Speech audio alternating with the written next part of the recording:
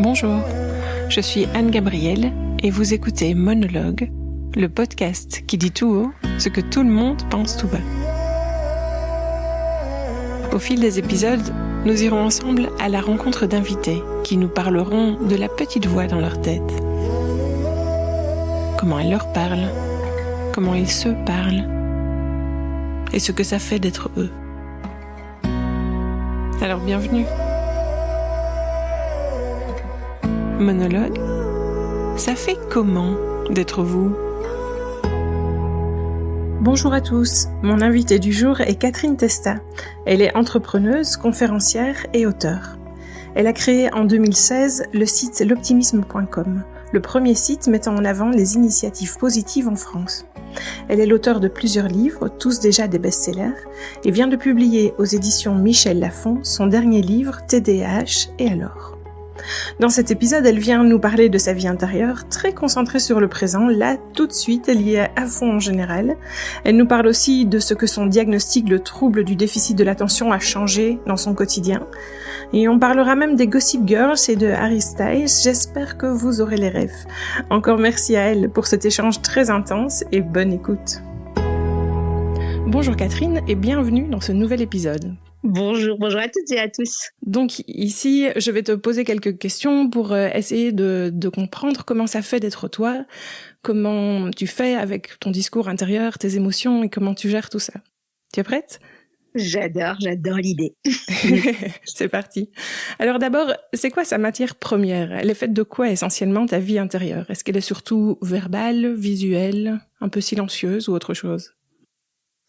Ah, j'ai envie de te dire, elle est très kinesthésique, c'est-à-dire que je suis très dans le ressenti, d'un point de vue général. J'ai beaucoup de pensées en permanence, donc pour moi, il y a beaucoup je dirais d'idées, en fait. Donc ma vie intérieure, elle est pleine d'idées, parfois un peu d'idées stressantes, mais je pense que dans la majorité des cas, c'est plutôt des idées créatives, en fait. Donc, ma vie intérieure, on va dire que c'est ça. Et beaucoup par contre, beaucoup aussi de lâcher prise et de me laisser aller au sens, en fait. Tu vois, très facilement, j'ai la chair de poule quand j'entends quelque chose, quand j'entends quelqu'un, quand quelqu'un me parle. Même quand il y a des enregistrements de podcasts, de temps en temps, tu sais, mon interlocuteur me dit quelque chose. Donc, je sais que ça vient chercher quelque chose de ma vie intérieure, mais je ne sais pas quoi. Ouais. Tu sens que ça vit. Exactement. Et malgré moi, parce que tu vois, par exemple, la chair de poule, tu peux pas la contrôler. Il y a quelque chose que tu contrôles pas, c'est ça. Et je trouve ça assez intéressant de ce que ça dit de moi, d'avoir ce genre, par exemple, de réaction. Et si tu devais décrire cette vie intérieure par un paysage, ce serait quel genre de paysage ? C'est une super question. C'est marrant parce que moi, ma vie intérieure, je la vois comme quelque chose de très fleurissant, en fait. Je dirais, tu vois, des petites fleurs qui poussent un peu sans arrêt, de façon complètement désordonnée. Ouais, je pense que c'est ça qui se remplit mais j'ai presque envie de te dire qu'il a envie de déborder de l'enveloppe du corps. On va dire ça comme ça. Et si on se concentre sur ton discours intérieur, plus précisément, c'est quoi les thèmes principaux récurrents à la Grande Louche ? Alors, il y a toujours les thèmes qui sont vraiment très ancrés dans le présent. En fait, quand tu as une entreprise, c'est tout bête, mais il y a toujours des sujets d'ordre financier, d'ordre technique, d'ordre d'organisation, managériaux. Ouais, de la vie classique. Et ça, je pense que c'est les seuls sujets qui, globalement, m'inquiètent, en fait. Qui peuvent me donner un ressenti pas tout à fait pas tout à fait stable, des petites zones d'inquiétude. Pourtant je suis pas une grosse angoissée de nature, hein. Et sinon c'est beaucoup de réflexion sur la société, sur comment ça s'appelle, le futur aussi, et aussi beaucoup naturellement, j'ai plutôt une composante aussi relativement de gratitude en disant c'est cool, j'ai passé une bonne journée, il a fait beau. Tu vois, j'ai aussi beaucoup ça qui vient me chercher mais il y a des choses, par exemple, auxquelles je suis pas du tout soumise. Peut-être que c'est la maturité, peut-être que c'est l'âge ou des choses comme ça. Je rumine jamais sur des propos. Un tel m'a dit ça, ou j'ai pas du tout ce genre de pensée envahissante sur de ce qu'il a pu se passer dans une journée. En fait, je vais naturellement bien plus voir le beau des journées. Évidemment, je vais m'inquiéter sur des petites choses du futur vraiment très techniques liées à la position de chef d'entreprise. Mais sinon, ça va être assez, on va dire, assez fluide le reste. Ça, c'est en termes de sujet, et tu l'as un peu évoqué déjà, en termes de temporalité, entre passé, présent et futur, tu passes où la plupart de ton temps? Ouais, je suis très dans le présent. C'est pour ça que je te disais, je reviens très très peu sur le passé. En fait, tu vois, je vais pas me dire j'aurais dû faire ça, j'aurais dû dire ci, j'aurais dû dire cela. Je suis pas du tout soumise, tu vois, au regret. Et j'ai ce qu'on appelle un peu en anglais du time blindness. Tu sais, je ne comprends pas le temps. Je ne comprends pas, tu vois, je ne le comprends pas. C'est-à-dire que je suis toujours en fait en train d'être dans l'instant présent. Je suis vraiment profondément en train de vivre. Tu vois, je sais pas même anticiper la prise d'un billet de train. Je ne sais pas anticiper ce que je vais faire demain. Je suis en permanence dans le temps présent. Mes seules pensées qui concernent le futur sont vraiment des réflexions sociétales qui sont plutôt de l'ordre de l'extrapolation tiens, ça serait quoi l'impact de l'intelligence artificielle dans le monde du travail, comme un de mes cœurs de métier, c'est aussi le monde du travail, le bien-être au travail, tu vois. Je réfléchis beaucoup à ça, mais c'est plutôt quelque chose on va dire, de l'ordre du réfléchir et non du ressentir. Mon sentiment, en fait, en permanence de l'ordre de l'émotionnel, il est toujours dans le temps présent. Ça me joue des tours, parce que je sais pas anticiper, je sais pas programmer et je ne sais pas non plus dans le passé. C'est vraiment... et je me dis, c'est peut-être ça aussi qui me sauve en permanence, comme je vis pleinement l'instant présent. Mais du coup, tu vois, par exemple, quand je papote avec des gens, je peux papoter 2 heures, même si j'ai des grosses urgences. Tu vois, je suis toujours, en tout cas, moi, à titre perso, dans le présent. À fond dans le présent. Ouais. Alors là, on était plus sur le discours intérieur. Si on va un peu du point de vue physique, est-ce que tu es plus souvent en mode j'ai bien mal quelque part ou en pleine forme? J'ai jamais mal nulle part. C'est un truc de dingue. Allez, si j'ai mal une fois par mois, peut-être à cause des règles, et encore, en fait, c'est pas du tout tous les mois. Mon corps, en fait, alors je me dis que je suis chanceuse, alors je touche du bois, on va pas se mentir, j'ai pas non plus 99 ans, donc forcément, mais je suis soumise à très, très, très peu de douleur d'un point de vue général. Pour être honnête, allez, si je prends 2 antidouleurs dans l'année, c'est quelque chose d'assez... Enfin voilà, c'est peut-être mon max en fait. Tous mes médocs périm, machin. Je le racontais récemment à une amie. Je suis allée chez le médecin il y a quelques années. Il y a quelques mois, je n'y étais pas allée depuis 2013. Tu vois, mon médecin généraliste savait même plus si c'était mon médecin généraliste, quoi. Donc je suis pas du tout... Mon corps, il a une forme de fluidité, en fait, d'un point de vue général, probablement parce que mon rapport au temps, comme je sais pas l'envisager, le voir, je suis toujours dans le présent, donc le corps, il a vraiment pas de douleur. Après, quand j'ai des douleurs, c'est par exemple, je vais me fracturer la cheville, genre ça va m'empêcher de bouger, ça va m'empêcher d'avancer, donc on peut se dire, c'est parce que j'en faisais trop. Tu vois, je suis tombée, par exemple, à un moment donné, quand j'étais assez fatiguée par l'entrepreneuriat, je faisais que de tomber dans la rue, un truc de dingue, tu vois. Je tombais physiquement, en fait, c'était un truc de ma boule. Donc le corps, il s'exprime de temps en temps en me disant de ralentir, et c'est vraiment un des seuls symptômes physiques que je peux avoir, tu vois, mais c'est pas de la douleur latente, c'est pas de la douleur récurrente. Donc en ça, je me dis que c'est une énorme chance. Après, j'ai un autre sujet, c'est que le corps, il va s'exprimer en encaissant au niveau nourriture, en fait, plus ou moins, parce que je vais plutôt avoir dans ma réalité, on va dire des comportements alimentaires un peu chelous parce que je sais pas envisager le temps. Enfin bon, il y a tout un tas de sujets là-dessus, mais en tout cas le corps et la douleur, elle existe quasi pas, si ce n'est quand. Attention, faut arrêter. Mais c'est pas de la douleur latente, c'est attention. Tu vois, c'est le corps qui a un jour te dit regarde quelque chose. C'est des petites notifications de ton corps de temps en temps quand tu dépasses un peu les réserves. Oui. Exactement. Et parmi les 5 sens, c'est lequel ton préféré ou celui auquel tu es la plus sensible au quotidien? Alors, je dirais que c'est pas mon préféré, mais c'est celui auquel je suis le plus sensible, c'est le toucher, en fait. C'est-à-dire que d'un point de vue général, tout à l'heure, je te disais, je suis très... kinesthésique, je crois que c'est comme ça qu'on dit, c'est-à-dire que naturellement mon corps va avoir envie d'aller vers quelque chose ou de ne pas aller vers quelque chose, tu vois, c'est pas de l'ordre visuel, c'est pas de l'ordre de l'auditif, c'est vraiment je vais y aller, je vais pas y aller, du ressenti, les frissons. Je te dis, de temps en temps, t'as des gens qui me disent des mots dans des phrases, la chair de poule en fait, et vraiment je sens les choses. Comme depuis que je suis gamine, je vois l'énergie des gens, tu vois. C'est que je la ressens. C'est pas que je la vois, c'est que je suis vraiment purement dans le ressenti. C'est pour ça que j'ai horreur, en fait, je dirais pas que j'ai horreur, mais j'ai vachement de mal, en fait, quand on me touche ou des choses comme ça. Parce que, comme je suis hyper réceptive à ça, très vite, je vais sentir l'énergie des gens, ça va me poser, plein de sujets. Et, je sais, par exemple, il y a des gens qui vont voir tout un tas qui vont se faire masser, machin, etc. Je trouve ça assez agréable, mais moi j'ai toujours fait vachement gaffe à ça parce que je suis très très très sensible au toucher. Ouais. Et pour terminer ce petit tour d'horizon de ton ambiance intérieure, est-ce que tu pourrais citer les principales émotions qui font tes journées, celles qui te viennent le plus facilement? Alors évidemment, c'est une alternance, on n'est pas constant. Moi, je suis d'un naturel très enthousiaste et assez joyeux et assez indolent, en fait.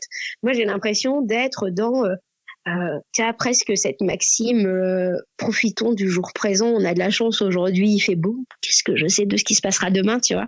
Et j'ai vraiment cette notion d'émerveillement, et surtout quand je suis dans des lieux, je suis par exemple très fan de l'Andalousie.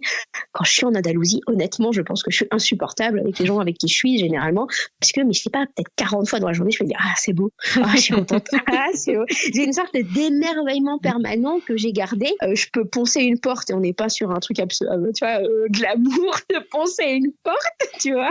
T'en fous partout, t'as de la poussière, t'en mets plein les yeux, ça fait du bruit, tu vois, ça vibre, il y a à peu près rien qui va ni au sens, quoi. Mais je peux m'enthousiasmer de me dire, c'était cool, j'ai poncé la porte.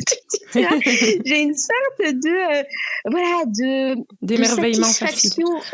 D'émerveillement facile. Ça peut paraître très enfantin. Et pour moi, je pense que ça me préserve. Parce que je sais que quand je perds cet émerveillement, ça veut dire que je suis inquiète pour X ou Y raison. Mais j'ai quand même ça vraiment en composante de caractère. Alors évidemment, de temps en temps, je peux être inquiète pour X raisons, je sais pas, quelqu'un est malade parce que ceci, parce que cela, mais de mon naturel profond, je suis vraiment, il y a cette notion d'enthousiasme, de joie, de merveilleux qui est très très présent. Enfin, tu vois, je peux regarder mes bouquins rangés, tu vois, par exemple, je les vois devant moi, c'est pour ça que je te le dis, mais c'est qu'ils sont rangés par ordre de couleur. Mais putain, c'est cool les bouquins rangés par ordre de couleur. Tu vois, c'est assez curieux, mais j'ai une sorte d'enthousiasme naturel. Écoute, je crois qu'on a là déjà une première vue d'ensemble d'un peu de ce que ça fait d'être toi. Mais alors j'ai encore quelques questions en vrac, si tu veux bien, pour approfondir tout ça. Bien sûr. D'abord, finalement, est-ce que tu aimes les silences ?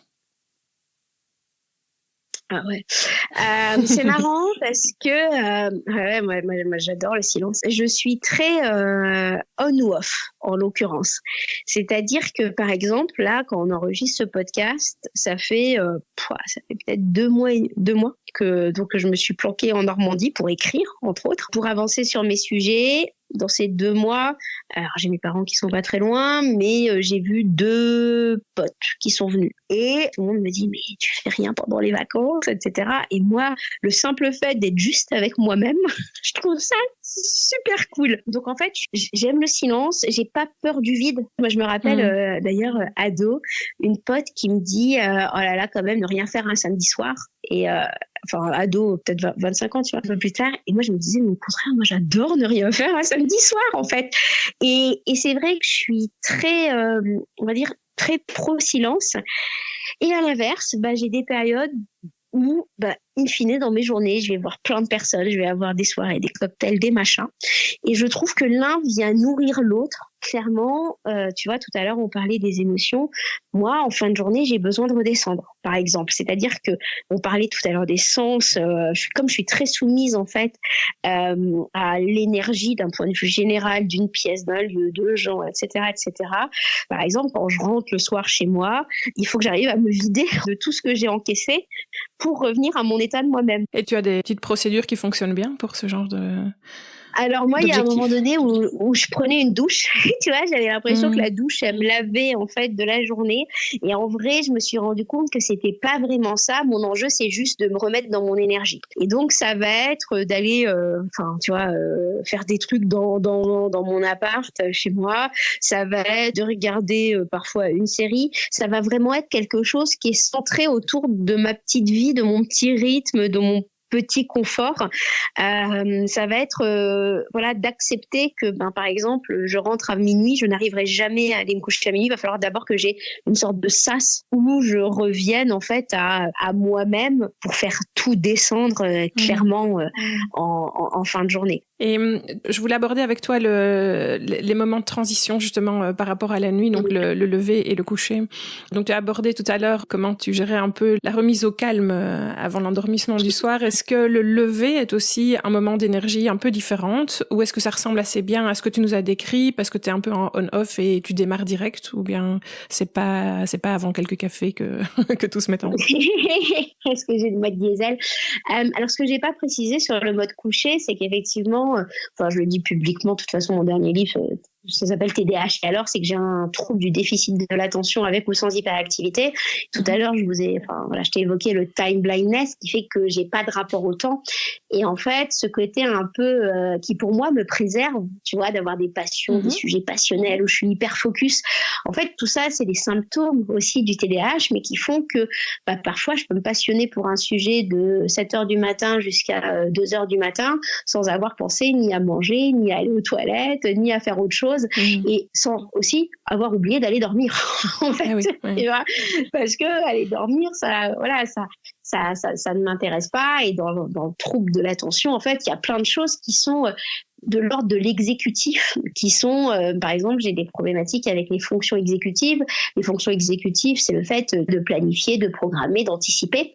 Ce qui pour moi, et je l'ai très longtemps dit avant de comprendre que j'avais un TDAH, je me disais, mais moi je suis une hédoniste, je vis l'instant présent, je trouvais ça chouette, sauf que l'hédonisme, ça peut te poser des problèmes d'un point de vue factuel quand tu dois anticiper ne serait-ce qu'un billet de train, des vacances avec tes potes, etc. Mais pour moi, ça a été quand même, je me rends compte que ça a, pour beaucoup de personnes, par exemple, avoir un TDAH, ça vient avec ce qu'on appelle des comorbidités, donc d'autres sujets qui vont être de l'ordre de l'anxiété, de la dépression, par exemple. Moi, j'ai plutôt vécu ça comme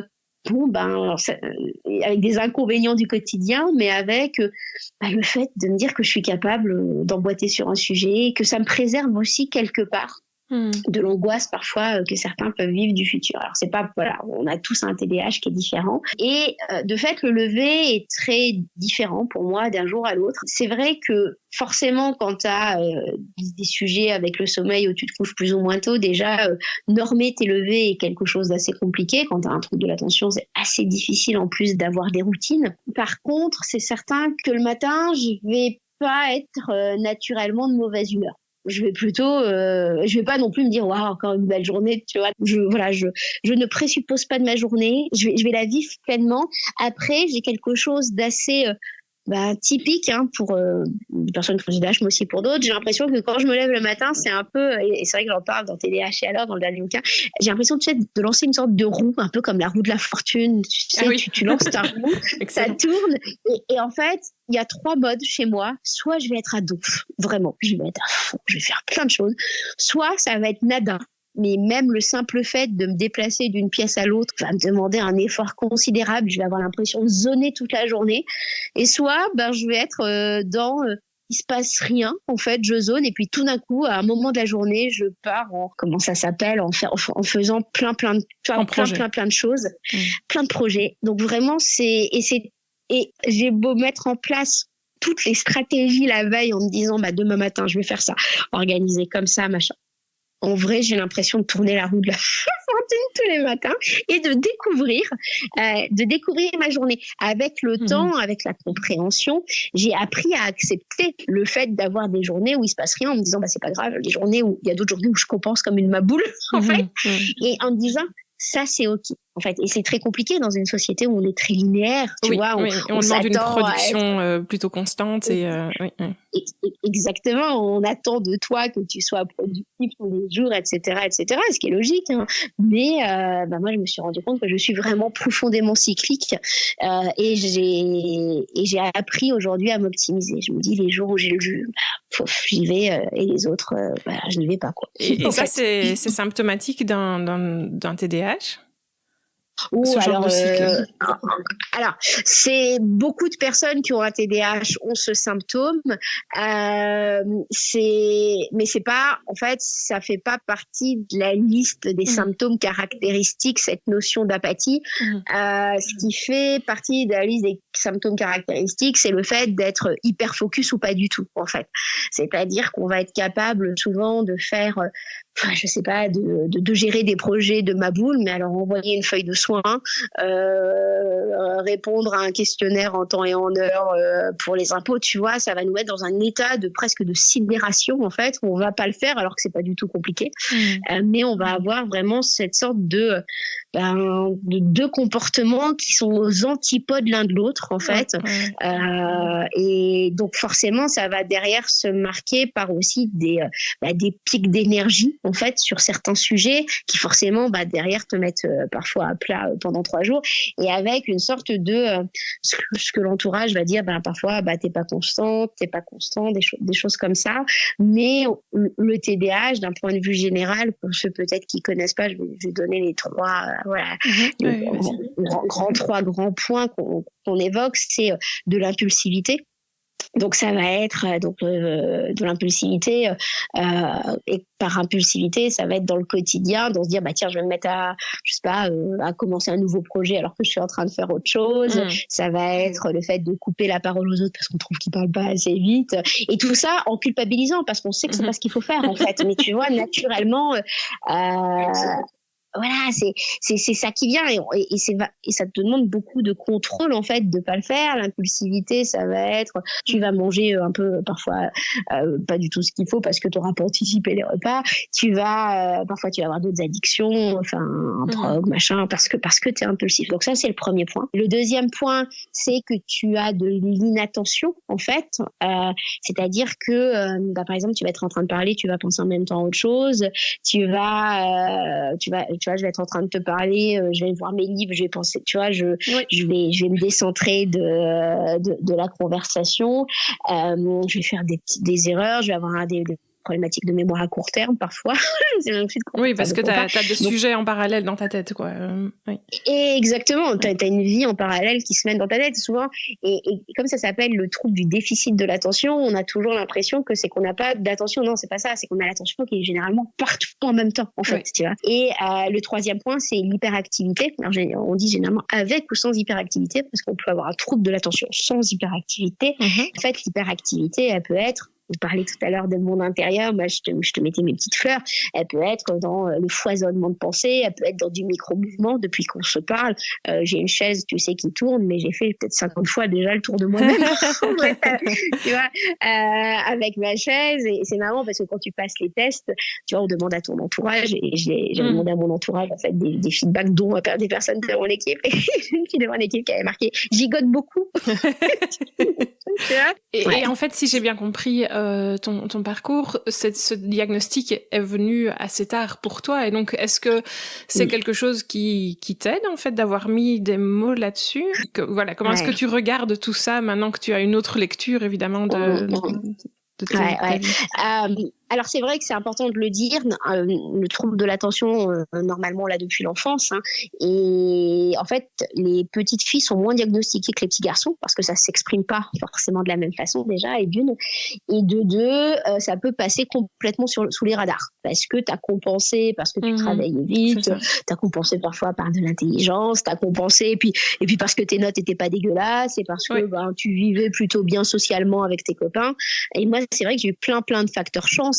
J'ai une famille, je pense, qui est aussi concernée par le trouble de l'attention d'un point de vue global et général. Mes copains, depuis la primaire, que j'ai encore aujourd'hui, ils sont tous un peu des atypiques. Donc en fait, moi, tu vois, j'en ai pas souffert à proprement parler. Je suis allée vraiment poser un diagnostic le jour où j'étais en souffrance. Et tu vois, tout à l'heure, je te parlais des petites fleurs qui poussent. Là, maintenant, comme je me suis bien régulée, je les vois comme ça, mais à un moment donné, j'avais l'impression de partir en permanence dans le décor. Tu vois, que les petites fleurs, elles poussaient un peu. Tu vois, elles sortaient, moi, c'est ce que je dis dans le livre, ça, le TDAH sortait par tous les pores de ma peau. Et c'est comme pour faire une métaphore, comme si les petites fleurs poussaient partout, et que j'arrivais plus, en fait, à me réguler. Tout à l'heure, je te parlais des billets de train. C'est bête, hein, la problématique d'un billet de train quand t'as voilà, en tout cas pour moi, dans mon trouble de l'attention, c'était hyper compliqué parce que, mais je les prenais à l'envers, je les prenais dans le mauvais sens à cause de l'inattention, à cause de l'inattention. Comment dire, je me prenais des amendes, je les prenais pas à la bonne date. Enfin, et en fait, je m'en sortais plus dans la vie quotidienne factuelle. Et pour répondre à ta question, donc avoir un diagnostic, ça m'a permis 2 choses. Ça m'a permis à un moment donné de remonter la pente et j'ai même eu des médicaments pour le trouble de l'attention parce que et là tout d'un coup j'ai eu l'impression d'être dans le cerveau de quelqu'un d'autre. Donc j'ai réussi à remonter en fait, à tout réguler parce que vraiment je m'étais vraiment laisser aller à cet hédonisme en fait, sauf que quand t'as une boîte, quand t'as une vie, ça marche pas en fait. Et le fait d'avoir mis un mot sur ce trouble, ça m'a permis derrière de mettre tout un tas de mesures adaptatives dans ma vie quotidienne. Je ne changerai pas ma personnalité, je serai toujours soit pas intéressée, soit hyper focus, mais j'ai réussi, on va dire, à mettre en place des régulations, tout simplement pour me permettre de mieux vivre en interaction dans la société, en étant à la tête d'une entreprise, etc., etc. Et justement, ça m'amène à une question que je voulais te poser, c'est est-ce que tu t'imposes une certaine discipline pour ton mental ? C'est marrant parce que quand tu as un TDAH, ce qui t'aide le plus, c'est les routines, et ce que tu détestes le plus, c'est les routines. Parce que forcément, elles te contraignent. Alors, non, j'ai pas de routine, mais tout simplement parce que comme je suis beaucoup en déplacement, en donnant des conférences, c'est très difficile. Après, évidemment, avec le temps, je me fais des contraintes, je me mets des deadlines, je me mets des systèmes de récompense. Si je fais ça, alors j'ai ça. En fait, qui sont des façons d'hacker mon cerveau en permanence. C'est pas vraiment des routines, mais c'est plutôt des ressources que j'ai dans ma botte. Tu vois, à la fin de la journée, de bien noter tout ce que j'ai fait en me disant, même si tu as fait des choses qui n'étaient pas ce que tu devais faire, tu les as quand même faites. J'essaie aussi de me faire des to-do list. Enfin voilà, j'essaie de faire. J'ai une palette de ressources, mais je suis pas très bonne pour tenir les routines. Pour tenir le cap. Non, je suis pas très bonne pour tenir le cap. Après, j'ai aussi des personnes ressources, tu vois, que je sais que j'appelle. Ah oui, il y a aussi l'entourage qui peut servir de balancier. Exactement, j'ai des potes à qui j'ai dit attention, mettez-moi en vigilance si vous voyez que je pars dans le décor, tu vois. Si je m'emballe. Si je m'emballe, même mes équipes, je leur ai dit bon, là l'objectif c'est ça, si vous me voyez partir faire autre chose, vous me ramenez. J'ai, quand je suis un peu stressée, des ressources de personnes autour de moi, tu vois, qui font des méditations, des machins, des natures, qui peuvent aller me permettre, tu vois, de me dire, je sais quand je les vois, ça m'apaise, tu vois. Donc il y a un peu, et vraiment créer une sorte de système autour de système global, en me disant il y a toute une palette de ressources, et en arrêtant aussi, parce que c'est très compliqué en fait, en tout cas pour moi, la notion de culpabilité, parce que comme tu es frustré en permanence parce que tu as envie de faire plein de choses dans ton cerveau, t'as pas la notion du temps, donc tu as l'impression que tu peux faire en 2 minutes un truc qui met 4 heures. Tu sais, tu as cette notion de, tu sais, tout à l'heure je te disais de foisonnement d'idées, mais le problème c'est que ces foisonnements d'idées, parfois la concrétisation elle est pas possible tout simplement dans un espace-temps, donc c'est donc aussi c'est accepter c'est accepter cette frustration permanente, accepter le temps long en fait. Donc tu vois, ça c'est plein de choses que j'ai apprises qui m'ont permis de sortir de cette notion de frustration. Je vais pas me flageller par exemple d'un truc qui s'est pas passé, je vais me dire bon je suis frustrée, c'est un fait. En fait, je vais regarder les choses avec une sorte de lucidité, en me disant bon, c'est comme ça, maintenant comment est-ce que j'essaie d'améliorer si j'arrive à améliorer. Oui, c'est génial. Donc en fait, tu as quand même réussi à créer pour toi et autour de toi un environnement qui te permette de rester un peu dans là où tu as envie de rester, quoi, de pas pouvoir partir dans tes extrêmes qui sont pas forcément complètement. Complètement. J'ai des fidgets, tu sais, c'est des petits trucs à tripoter sur mon bureau. J'ai des chaises qui roulent pour l'hyperactivité. En fait, tu vois, j'ai mis en place tout un tas de machins en permanence, en me disant je changerai pas en fait, tu vois, ça se changera pas, c'est incarné. C'est ça. Puisque je suis comme ça, mettons en place. Exactement. Ok. Voilà. Et si tu veux te déconnecter complètement parce que tu veux mettre un peu ton cerveau au calme, c'est quoi ton arme de distraction la plus massive et un peu honteuse ? les séries. Honnêtement, je regarde, j'ai Friends, The Big Bang Theory, tu vois, des séries. Je sais pas, je les ai vues peut-être 50 fois à ce stade-là. Mais en fait, comme j'ai du mal à faire taire le cerveau en m'endormant, je suis très friande de séries pour m'endormir. Mais le problème, c'est que pour moi, une série de 25 épisodes, c'est un film. Donc, comme je sais pas gérer le temps, je suis impulsive, je suis capable de t'enchaîner les séries pendant toute une nuit. Ah ouais. Et pas de système de régulation. Donc je prends pas des séries que je connais pas, hein. Mais je vais avoir moi, ce que j'ai toujours dit, par exemple, que Friends, c'était un doudou, en fait. Comme j'ai aussi vécu à l'étranger, je partais avec Friends, c'était un truc de réconfort, en fait. Moi, j'avais un peu de France quand j'ai été aux États-Unis, machin. Et donc, tu vois, vraiment Friends, je regarde, je déconnecte, alors que pourtant je connais par cœur en vrai, mais je sais pas, je pense que j'ai créé un stimulus un peu comme tu sais, comme quand la cloche, quand on appelle les chiens, tu sais, ça t'apaise. Bah ouais, en fait, ça me met dans un état d'apaisement et vraiment, pour être encore plus honteuse, j'ai Friends, je suis Gossip Girl, tu vois. Disons-le. On a le niveau tout. Mais peut-être que c'est parce que je me rappelle, c'était tourné quand j'étais aux US et du coup, tu vois, il y a un truc peut-être assez enfantin. Mais ça, vraiment, immédiatement, je fais ça, je mets clairement mon cerveau en off. Dans les trucs honteux, j'ai presque envie de te dire tous les sujets un peu passionnels à un instant T qui me mettent mon cerveau en off. À un moment donné, j'ai été passionnée par Harry Styles, que j'avais découvert en 2022, alors que tout le monde le connaît depuis 2012. Je sais pas, je vais regarder toutes les vidéos pour comprendre le parcours artistique du mec. Et ces trucs d'hyper-focus un peu passionnel, finalement, tu mets ton cerveau en off sur un truc, tu mets ton cerveau en off de ce qui va te stresser pour un truc qui va t'enthousiasmer à un instant T, et c'est de temps en temps ridicule, en fait, tu vois. Tu le mets à fond sur une chose et en fait, ça t'apaise, quoi. Et c'est même pas fait exprès, hein, généralement, c'est juste que voilà. Après, je suis pas du tout soumise aux réseaux sociaux, par exemple. Comme là, je regardais mon temps sur le mois d'août, alors que pourtant normalement c'est un mois où t'as plus de temps en fait à passer sur les réseaux. Je suis à 8 minutes par jour d'Instagram, en fait. Sachant que je bosse sur Instagram, donc je pense que c'est vraiment. Je suis pas du tout soumise, je suis pas soumise aux réseaux sociaux. Je me dis que c'est une chance, hein.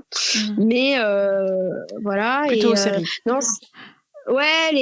Plutôt les séries et plutôt de façon et des trucs qui sont obsessionnels. Là, je me suis mise à prendre de passion pour le référencement. Tu vois, j'ai écouté des vidéos, toutes les vidéos d'un mec américain, je sais pas, mais de façon un peu obsessionnelle en fait. Mais voilà, ça me fait des sources de connaissances un peu cheloues, mais en fait, ça t'enrichit quelque part, donc, mais ça te décharge aussi. Ça se déconnecte, tu te déconnectes du reste, quoi, pendant ce temps-là. Alors maintenant, un petit quiz sur le thème de ta vie intérieure versus les autres. D'abord, est-ce que tu es plutôt grand bain de foule ou île isolée ? Île isolée et vraiment au-delà de 3 personnes, de toute façon, je n'en sors pas en fait. Ça marche pas. Donc vraiment plutôt île isolée. Est-ce que tu penses souvent à la vie intérieure des autres ? Non, je me dis souvent que des personnes sont merveilleuses et qu'ils n'ont pas rencontré les bonnes personnes pour révéler leur merveilleux. Donc, je sais pas si on appelle ça la vie intérieure, mais non, je pense pas à la vie intérieure des autres. J'ai plutôt beaucoup d'empathie en fait. De temps en temps, quand je rencontre quelqu'un, où je me dis il n'a pas rencontré les bonnes personnes encore dans sa vie pour lui permettre d'exprimer en fait. Tu vois le potentiel en eux, mais c'est ça, c'est ça. Et je l'ai vu sur pas mal d'artistes notamment. Tu sens qu'ils sont incroyables et tu sens qu'ils sont pas du tout bien entourés. Est-ce que tu pourrais partager avec nous quelqu'un ou quelque chose qu'on t'aurait dit et qui a influencé de manière positive ta relation à toi ? Alors, quelque chose qu'on m'a dit, je sais pas. Voilà, tout va bien. Ah si, peut-être j'ai quelque chose qui m'a beaucoup c'est une chamane qui m'avait partagé ça un jour, qui m'avait dit en fait, on est souverain.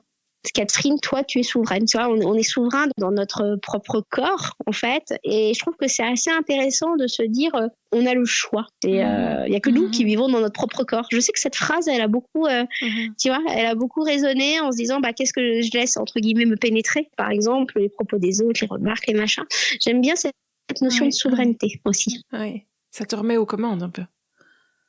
Ça me remet aux commandes et ça nous remet aussi dans notre responsabilité aussi d'un point de vue global. Je la trouve intéressante. Je trouve que ça a résonné en fait. Je sais pas trop dire pourquoi, mais je sais que ça fait partie des propos qui ont le plus résonné effectivement.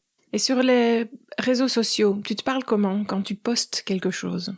À moi, je me parle. Oui. Je pense que je me parle pas forcément à moi. Je parle, je dis la même chose que ce que je dirais à mes meilleurs potes. D'un point de vue général. Et quand je poste quelque chose sur les réseaux sociaux, c'est généralement assez introspectif. C'est juste parce que je me suis fait une conclusion à moi-même que j'irai partager à ma pote ou à mon pote. Et donc, ça va être, tiens, j'ai appris quelque chose, ou je vais faire un pas de recul. Ça va vraiment être presque une conclusion personnelle que je vais partager avec les autres, mais juste dans une envie de partage. Et c'est pour ça que parfois, il y a eu des longues périodes où je postais rien, parce que j'apprenais pas assez de choses, parce que je me parlais pas assez, parce que j'étais pas du tout dans ces sortes de récarts, en fait. Et là, par exemple, je suis dans une période où j'ai plein de choses à raconter, j'ai plein d'idées, je suis foisonnante, tout simplement parce que je suis à la campagne depuis 2 mois. Le silence, voilà, pour reboucler avec tout ce qu'on a pu dire. Et, mais ça va vraiment être de l'ordre de, alors je dirais pas de l'intime, parce que tu vois, je partage pas du tout ni ma vie perso, ma vie familiale, etc., mais ça va vraiment être ce que je vais partager naturellement avec les copains, quoi, en fait, avec mes meilleurs potes. Et tu te parles comment quand tu lis ce que les autres ont posté? Là, ce qu'ils ont posté d'un point de vue général, réseaux sociaux comme le reste, je suis vachement enthousiaste. En fait, je suis très très admirative de la créativité d'un point de vue général. Comme pour moi, c'est quelque chose qui est un peu au cœur de ma vie. Je suis hyper admirative quand quelqu'un a trouvé une bonne métaphore, quand quelqu'un va avoir trouvé les bons mots, une belle illustration. Je vais être très très très très enthousiaste d'un point de vue général. Il fut une période où j'allais moins bien, où j'étais vachement critique quand je voyais que les gens reprenaient des contenus. Forcément, moi, comme j'ai une grosse culture américaine, et quand les gens reprenaient des contenus américains en se les appropriant, ça me posait beaucoup de problèmes, et jusqu'à ce que je me dis non, c'est qu'il a sous besoin de faire croire ou de se rassurer, d'avoir l'attention. Donc j'ai complètement enlevé le jugement en fait de l'autre souvent maintenant, globalement de ma vie. C'est-à-dire que même ce que je cautionne pas, machin, je sais que j'ai pas les tenants les aboutissants. Donc ça c'est je trouve que quand on enlève le jugement de sa vie, ça aide vachement en fait. Oui, ça allège les relations aux autres et les relations à soi aussi. Ouais. Et pour terminer cette partie sur ta vie intérieure et les autres, est-ce que tu dis souvent que ça va alors qu'en fait tu ne le penses pas? Je ne dirais pas à quelqu'un que ça va si ça ne va pas, c'est-à-dire que je serais plutôt dans la fuite en fait. J'attendrai que ça passe, mais voilà, j'attendrai parce que je sais que les choses ça passe en fait. Et pour terminer, cette petite voix qu'on a dans la tête, donc elle nous permet de planifier, d'organiser, d'anticiper, ce genre de choses qu'on a abordé précédemment. Mais elle nous permet aussi de réfléchir à elle-même et au sens de la vie d'une manière plus large, ou donner du sens aux choses si on veut. Alors j'ai encore quelques petites questions subsidiaires pour toi avant de terminer. Pour commencer, pour ta prochaine vie, tu choisiras de nouveaux humains ou tu te laisserais bien tenter par autre chose? C'est une très très bonne question. Qu'est-ce que je choisirais pour ma prochaine vie? Moi je trouve l'expérience humaine assez intéressante d'un point de vue général. Ouais, je pense que je dirais qu'est-ce que j'aimerais bien être d'autre à part un humain. Je pense que je choisirais vraiment. Ça me plaît bien en fait. Et c'est quoi ton talon d'Achille, la fragilité qui t'encombre le plus en ce moment? Mon rapport à la nourriture, parce que en étant impulsive, je peux faire des crises d'hyperphagie ou des choses comme ça. Donc je sais que tu vois, ça aussi, je sais que c'est quelque chose. Je vais devoir mettre en place des nouvelles routines parce que maintenant j'ai compris aussi à quoi c'était dû, notamment au trouble de l'attention, entre autres évidemment. Et du coup, il va falloir que je structure des nouvelles routines. Donc là, c'est vraiment mon talon d'Achille, d'autant que je suis dans un métier d'image et que comme je suis capable de prendre et de perdre 20 kilos, à peu près tous les ans, en fait, ça, il faut que je sais qu'il va falloir que je le régule. Non pas que ce soit une zone de souffrance, mais c'est une zone de constat en fait. Et c'est pénible. C'est juste le constat et c'est pénible. Donc, il va falloir que je le mette en place. Mais on va dire que c'est ça mon talon d'Achille. Voilà, concrètement aujourd'hui. Et ton super pouvoir alors ? L'émerveillement. Je pense que c'est vraiment un super... la simplicité, l'émerveillement, je pense que ça m'aide vachement en fait. Est-ce que tu parles à tes morts ? De temps en temps, pas de façon... Je me pose pas la question, tiens, qu'est-ce qu'ils en penseraient, etc., etc. Après, c'est vrai que les dernières personnes qui sont décédées pour moi, c'était mes grands-parents. Donc, ça fait déjà plusieurs années, on va dire. Donc, tu vois, j'ai pas dans mon passé proche forcément ça. Mais ouais, de temps en temps, ouais, j'y pense, j'en parle. Ouais. Et est-ce que tu crois qu'il y a un ordre quelconque dans l'univers, quelque chose qui explique tout ça ? Ouais. Pour moi, il y a une sorte de... alors, pour moi, l'ordre, il est mouvant, en fait. Je nous vois un peu tous comme des petits points lumineux où les parcours se croisent. Tu vois, aujourd'hui, toi, moi, on se croise. Les auditeurs, aujourd'hui, qui croisent ce podcast, on se croise. Et en fait, on a tous une sorte d'impact sur la vie des uns des autres qui crée un univers qui est vivant, où tout est connecté, en fait. Et j'ai toujours bien aimé les films un peu comme Love Actually, tu vois, où on voit les parcours de vie des uns et des autres. Et pour moi, c'est vraiment ça le vivant. Donc, ouais, il y a un grand ordre, alors alors forcément, j'ai étudié la physique quantique pendant mes études et je vois un peu toutes les potentialités, tous les parcours se croisent. Moi, je crois beaucoup, beaucoup à ça, en fait. Et je trouve ça merveilleux, en fait, de dire ça. Et pour terminer, est-ce qu'il y a quelque chose que tu aurais aimé découvrir beaucoup plus tôt en termes de relation à ta vie intérieure ou ton discours intérieur ? En fait, j'aurais aimé plutôt me dire accueillir toutes mes formes de vulnérabilité, être moins culpabilisée, de me dire je suis pas dans la norme, je suis pas. J'ai eu cette liberté de le faire par rapport à mes parents, mais quand même une sorte de culpabilité à un moment donné de me dire quand même je suis pas la norme des autres, même mes choix de vie en fait, parce que j'ai imposé certains choix de vie. Je suis partie à l'étranger, j'ai fait ceci après 30 ans quand les gens autour de moi avaient des bébés, moi j'ai lancé un projet, tu vois, j'ai fait des choix de vie qui n'étaient pas les choix normés, mais j'en avais la totale liberté, mais je me suis j'enlèverais un peu tous ces questionnements de rapport est-ce que c'est ça qu'il faut faire ou est-ce que ça qu'il faut pas faire. J'ai eu la chance d'avoir cette liberté de le faire, donc mais ouais, je crois. Eh bien, nous voici arrivés à la conclusion de cet épisode. J'espère que tu as aimé l'exercice. Hyper intéressant, hyper challengeant aussi, parce que c'est hyper intéressant. Et alors là, je vais essayer post ce podcast de pas revenir en arrière, me dire j'aurais dû dire ça. Mais c'est hyper intéressant. C'est presque des exercices qu'on peut faire à des gens. Et est-ce qu'il y a quelque chose que tu voudrais partager avec nos auditeurs en guise de conclusion sur un point précis ou la santé mentale en général ? En fait, déjà, la santé mentale, qu'est-ce que c'est la santé mentale ? Parce que sur certains, en France, on va dire que t'entends des voix, t'as un trouble. Dans d'autres pays, on va dire que t'es comment ça s'appelle une personne sage et connectée, quoi. Ouais, c'est ça, en fait. Ouais, c'est ça. Donc, c'est hyper intéressant. C'est pour ça que ce sujet est hyper touchy. C'est pour ça que moi, je me rapporte à la santé mentale d'un point de vue factuel, à quel point ça pose des petits problèmes dans ton quotidien. Oser s'interroger, se dire que c'est pas mal en fait, tu vois, d'être différent, ça serait vraiment mon message. Et cette notion de simplicité, tu vois, quand j'ai parlé du TDAH, j'ai hésité, j'ai quand même eu du temps aussi à en parler pour X raisons, et tout d'un coup j'ai plein de gens qui se sont ouverts en me disant moi j'entends des voix, moi je vis ça, et c'est aussi plus on osera raconter en fait, un peu comme on fait dans ton podcast aussi, l'envers du décor, à l'intériorité, plus les autres seront peut-être aussi soulagés. Moi, ce qui m'a fait beaucoup de bien aussi, c'est ce soulagement de se dire je suis pas la seule en fait. Tout le monde se pose des questions, et ma vraie conclusion d'aujourd'hui, honnêtement, je pense que c'est vraiment pour moi la différence, la neurodiversité et globalement la différence dans sa grande largeur en fait. C'est parfaitement ok. On est tous différents, on est tous le différent de l'autre. Tu vois, tu vois, on dit on est tous le contre quelqu'un, on est tous le différent de quelqu'un, quoi. Eh bien, merci beaucoup pour cette belle discussion.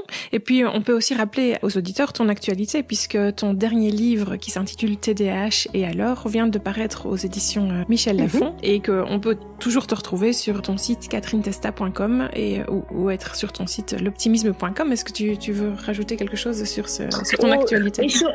Et surtout sur les réseaux. Moi, je suis surtout sur LinkedIn, en fait, peut-être. C'est là où je publie le plus de contenu. L'optimisme.pro aussi, côté monde du travail.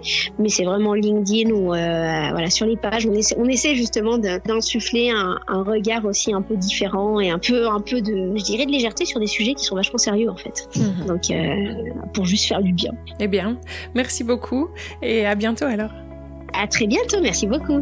Merci à vous, les auditeurs, d'avoir écouté cet épisode.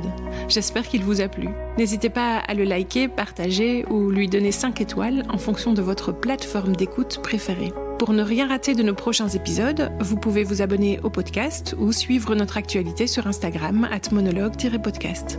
Enfin, Monologue, c'est aussi un site internet avec plein de ressources et d'idées pour vous inspirer et, si le cœur vous en dit, me partager vos monologues à vous. C'est à l'adresse www.monologue-podcast.com. À bientôt.